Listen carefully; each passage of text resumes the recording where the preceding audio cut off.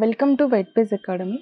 ఈరోజు కరెంట్ అఫైర్స్లో భాగంగా first important topic taurus KE-PD 350 missile. ఈ మిసైల్ని ఎవరు అభివృద్ధి చేశారంటే జర్మనీ మరియు స్పెయిన్. దీనిని జర్మనీ మరియు స్పెయిన్లు సంయుక్తంగా అభివృద్ధి చేశాయి.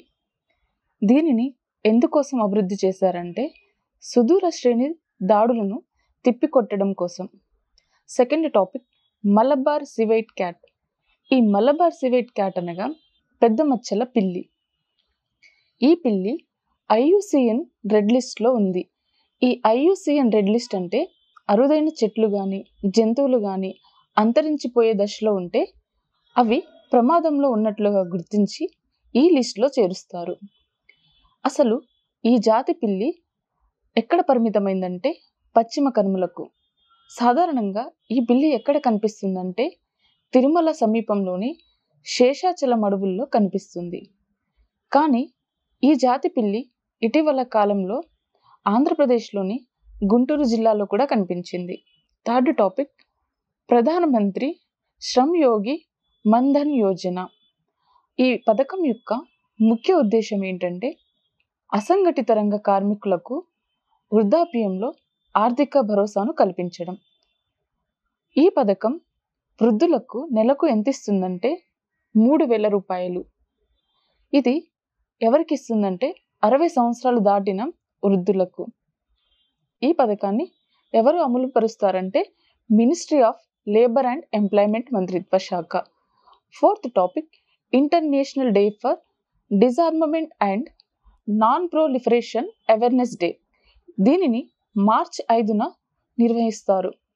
ఈ కార్యక్రమం యొక్క ముఖ్య ఉద్దేశం ఏంటంటే అంతర్జాతీయ నిరాయుధీకరణ మరియు అణ్వస్త్ర వ్యాప్తిని నిరోధించడం.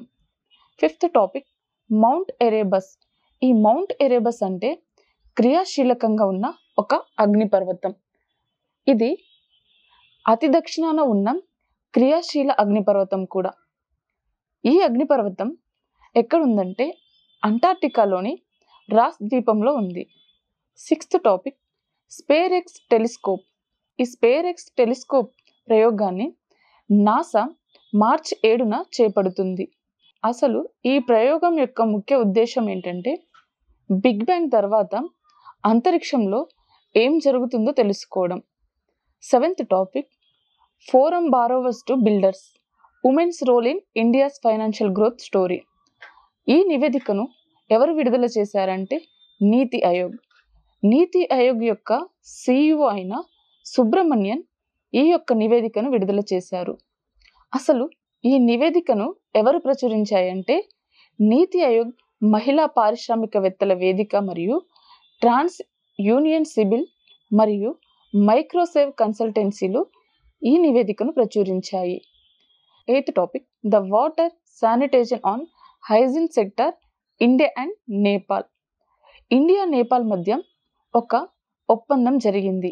ఆ ఒప్పందం ఏంటంటే నీటిపారుదల పారిశుద్ధ ఇండియా భారతదేశం మధ్య ఒక ఒప్పందంపై సంతకాన్ని చేశారు. దేని గురించి అంటే నీటిపారుదల పారిశుద్ధ్యం మరియు పరిశుభ్రత రంగంలో సహకారాన్ని పెంపొందించడానికి. ఈ ఒప్పందం ఏంటంటే వ్యర్థ పదార్థాల నిర్వహణ, నీటి వనరుల నిర్వహణ మరియు సామర్థ్యాన్ని పెంపొందించడం వంటి కార్యక్రమాలను భారతదేశం నేపాల్కు శిక్షణ ఇస్తుంది. Ninth topic mobile world Congress 2025. ఈ మొబైల్ వరల్డ్ కాంగ్రెస్ వార్షికోత్సవాన్ని 2025 మార్చి 3 నుండి 6 వరకు బార్సిలోనాలో జరుగుతుంది. Rishikonda beach blue flag certification రద్దు. ఈ రిషికొండ బీచ్ ఎక్కడుందంటే విశాఖపట్నంలో.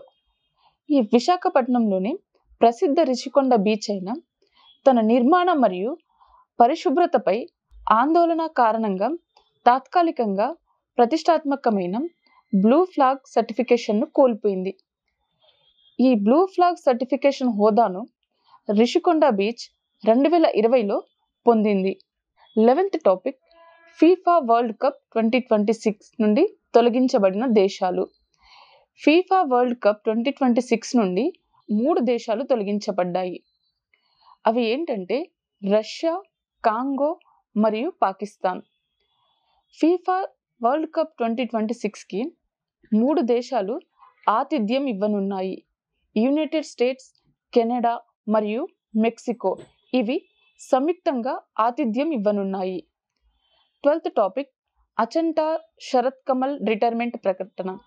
ఈ అచంటా శరత్ కమల్ ఎవరంటే ఇతను భారత టేబుల్ టెన్నిస్ ఛాంపియన్. ఇతను మార్చి 25 నుంచి 30 వరకు చెన్నైలో జరగనున్న WTT అంటే వరల్డ్ టెన్నిస్ టోర్నమెంట్ తర్వాత తను రిటైర్ అవ్వనున్నట్లు ప్రకటించారు. 13th topic Nobel of architecture 2025. ఈ నోబెల్ ఆఫ్ ఆర్కిటెక్చర్ ప్రైజ్ను చైనాకు చెందిన లియు జియానాకు 2025 సంవత్సరానికి గాను ఈ ప్రైజు అందుకున్నారు. ఈరోజు క్లాస్కి సంబంధించిన PDF యాప్లో డౌన్లోడ్ చేసుకోండి. వీడియోని లైక్ చేయండి, షేర్ చేయండి. Thank you.